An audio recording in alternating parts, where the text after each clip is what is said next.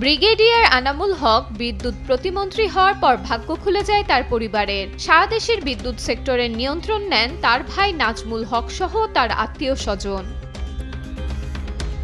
সাবেক বিদ্যুৎ প্রতিমন্ত্রীর ভাই নাজমুল হক দেশজুড়ে বিদ্যুতের সরকারি ও বেসরকারি টেন্ডার বাণিজ্য, মালামাল সাপ্লাই, নিম্নমানের সরঞ্জাম সরবরাহ, ঘরে ঘরে বাল্ব বিতরণ করে হাতিয়ে নেন হাজার কোটি টাকা।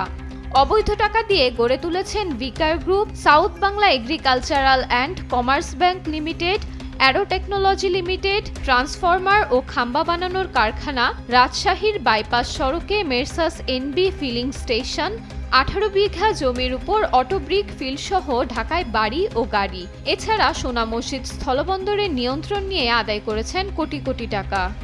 এনামুলের ভাই নাজমুল হাসান পোর্ট থেকে শুরু করে বিদ্যুৎ থেকে শুরু করে সব জায়গা থেকে দুর্নীতির এত পাহাড় করছে, যেতে কানাডাতে লাখ লাখ টাকার সম্পদ তৈরি করছে। বিদ্যুতের বাল্ব দেওয়া বলে 75,000 কোটি টাকা ওইখান থেকে দুর্নীতি করছে। আরও করছে সেই পোর্ট থেকে ওই লেবারের কাছ থেকে মাসিক 20 লাখ টাকা করে চাঁদা নিয়ে করছে। ছোট ভাই নাজমুল সাহেব তখন ক্ষমতার শীর্ষে, ক্ষমতার অপব্যবহার করে বৃহত্তম স্থলবন্দর, সোনা মসজিদ, এলসি স্টেশনের সব জায়গায় তার চাঁদাবাজির সীমা ছড়াই গেছিল। তিনি চাঁদাবাজি করছেন, কাস্টমস শুল্ক আয়ন থেকে শুরু করে কোটি কোটি টাকা তিনি আত্মসাৎ করেছেন। নাজমুল থেকে শুরু করে আওয়ামী লীগের যে ম্যান্ডেটরি পাওয়াররা পর্যায়ক্রমে পাওয়ারে আসছে, তারা কোটি কোটি টাকা এখানে চাঁদাবাজি করছে। নাজমুল হককে দেশে এনে অবৈধ সম্পদের হিসাব নেওয়ার দাবি জানান স্থানীয়রা।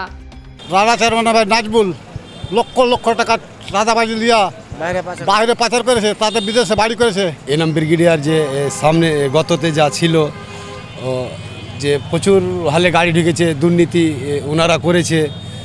আজকে ওনারা দেশ ছেড়ে চলে গেছে, তারাকে দেশে আনা হোক। বাড়ি কানাডাতে বাড়ি করেছে, বিভিন্ন রকমের বিভিন্ন দেশে বাড়ি করেছে ওরা, এটাই শুনেছি আমরা। এদিকে কানাডায় অবস্থান করে অবৈধ সম্পদ অর্জনের বিষয়টি অস্বীকার করেছেন নাজমুল হক। কানাডাতে আছি আমি, বড় কোনো কাজেরও আমার কোনো রেকর্ড নাই। আমি ছোট ছোট কাজ করি। আমার কিছু 3টে আইটেম আছে 92 সাল থেকে করি। ছোট ছোট আইটেম, 3টে আইটেমেই আমি সাপ্লাই করে যাই। আর কোনো আমার ঠিকাদারি নাই।